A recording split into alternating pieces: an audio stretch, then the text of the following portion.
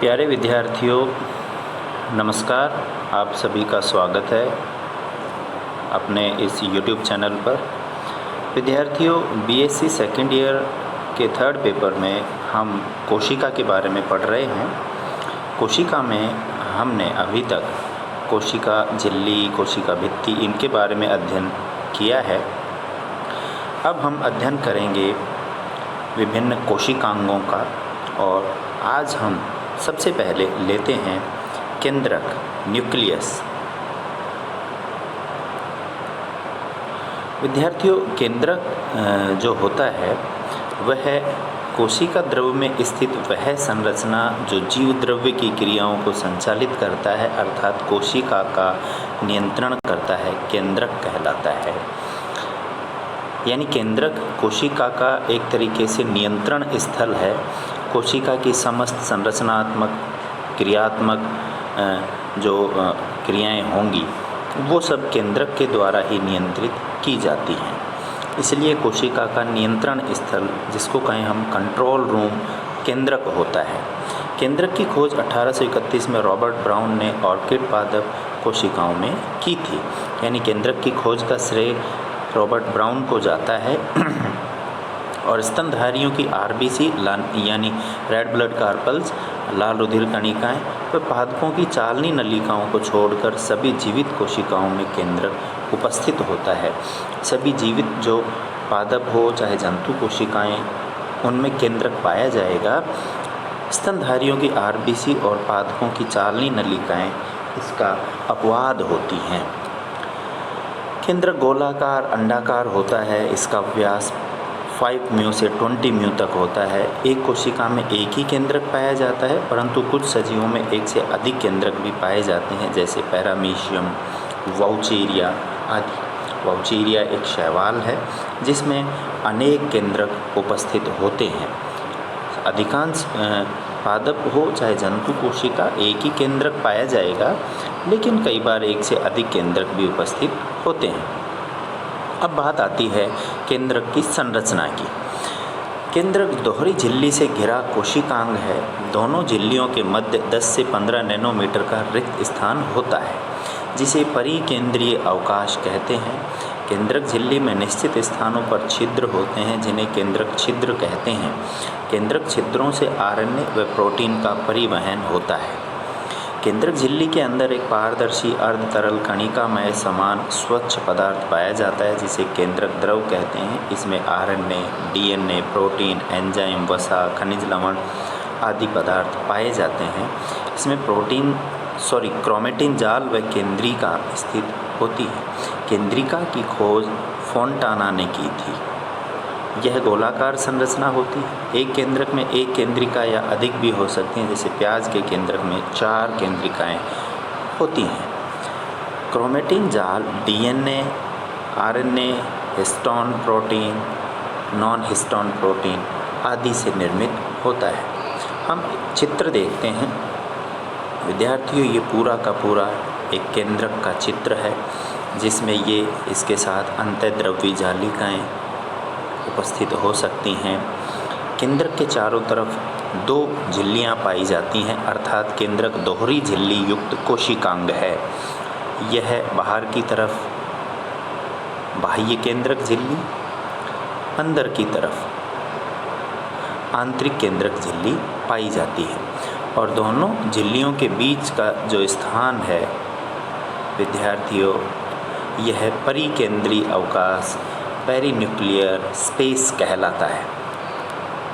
आंतरिक झिल्ली के अंदर की तरफ केंद्रीय द्रव या न्यूक्लियर प्लाज्म उपस्थित होगा।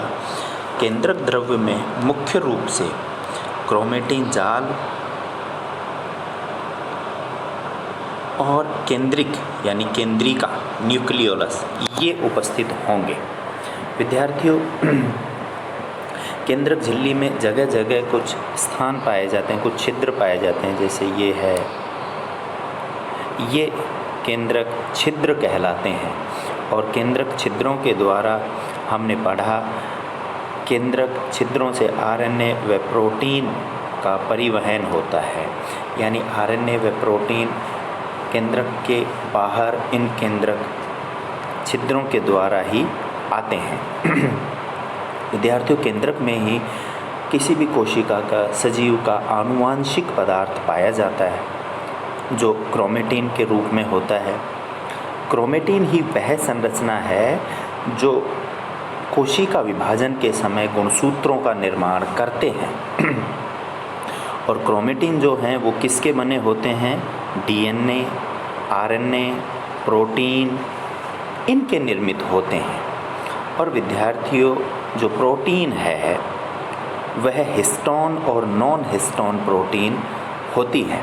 जैसे ये एक अन्य चित्र हम देखें, इसके बाहर ये जो दानेदार संरचनाएं हैं ये राइबोसोम हैं, ये न्यूक्लियर पोर यानी केंद्रक छिद्र हैं। क्रोमेटिन जो होता है वह दो प्रकार का होता है, हम आगे पढ़ेंगे, हेटेरोक्रोमेटिन और यूक्रोमेटिन। क्रोमेटिन दो प्रकार का होता है, यूक्रोमेटिन और हेटेरोक्रोमेटिन।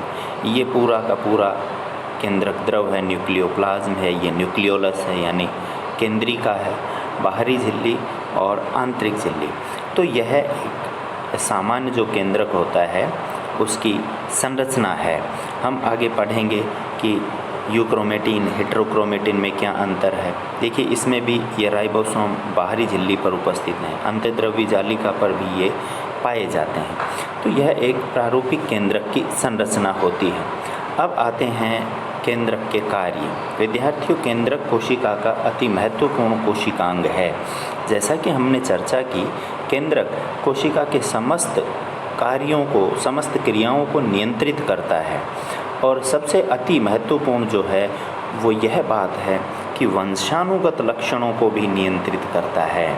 यानी केंद्रक में आनुवांशिक पदार्थ पाए जाते हैं। डीएनए, आरएनए ये दोनों ही आनुवांशिक पदार्थ विद्यार्थियों केंद्रक में उपस्थित रहते हैं। और डीएनए, आरएनए ही पीढ़ी दर पीढ़ी लक्षणों को आगे ले जाते हैं, एक पीढ़ी में लक्षणों को नियंत्रित करते हैं। तो पहला जो मुख्य कार्य है यह एक जीव के वंशानुगत लक्षणों को नियंत्रित करता है। यानी जीवों में जो एक पीढ़ी से दूसरी पीढ़ी में लक्षण जाते हैं वो केंद्रक के द्वारा नियंत्रित होते हैं। दूसरा है यह कोशिकांग प्रोटीन संश्लेषण, कोशिका विभाजन, विकास आदि के लिए भी उत्तरदायी है। प्रोटीन संश्लेषण केंद्रक में होता है, कोशिका विभाजन, विकास आदि के लिए भी केंद्रक जिम्मेदार होता है। न्यूक्लियोलस यानी केंद्रिका में प्रोटीन और आरएनए राइबोन्यूक्लिक एसिड का संचय करता है। यानी केंद्रिका जो है वह प्रोटीन और आरएनए का संचय करने का स्थल है। आरएनए जो होता है उसका निर्माण भी केंद्रिका में, न्यूक्लियोलस में होता है। केंद्रक में प्रतिलेखन भी होता है जिसमें मैसेंजर आरएनए यानी एमआरएनए प्रोटीन संश्लेषण के लिए उत्पन्न होते हैं। विद्यार्थियों, आरएनए जो होते हैं ये भी अनेक जीवों में आनुवंशिक पदार्थ होते हैं। तो आरएनए मुख्य रूप से हम जानते हैं 3 प्रकार के होते हैं, एमआरएनए, टीआरएनए और आरआरएनए। सबसे पहले जो आरएनए निर्मित होता है विद्यार्थियों वह एमआरएनए होता है। एमआरएनए जो है वह मैसेंजर आरएनए यानी संदेशवाहक आरएनए कहलाता है। आरएनए चूँकि डीएनए से ही निर्मित होते हैं और डीएनए के जो आनुवांशिक संदेश होते हैं वो आरएनए में आते हैं। इस प्रकार से डीएनए से आरएनए का बनना प्रतिलेखन, अनुलेखन या ट्रांसक्रिप्शन कहलाता है।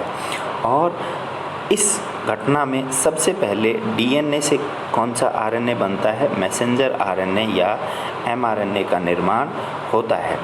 तो इस प्रकार से केंद्रक में ही यह घटना होती है जिसमें डीएनए से मैसेंजर आरएनए यानी एमआरएनए का निर्माण होता है और एमआरएनए फिर आगे चलकर प्रोटीन संश्लेषण का कार्य करता है। तो इस प्रकार और प्रोटीन संश्लेषण के द्वारा फिर कोशिका अनेक कार्यों को संपादित करती है। तो इस प्रकार से केंद्रक इस मायने भी काफ़ी महत्वपूर्ण है कि यहीं पर मैसेंजर आरएनए का निर्माण होता है जो आगे चलकर प्रोटीन संश्लेषण का कार्य करते हैं। तो इस प्रकार से आज के लिए इतना ही। अगले वीडियो में हम एक अन्य कोशिकांग लेके आएंगे। तब तक के लिए धन्यवाद।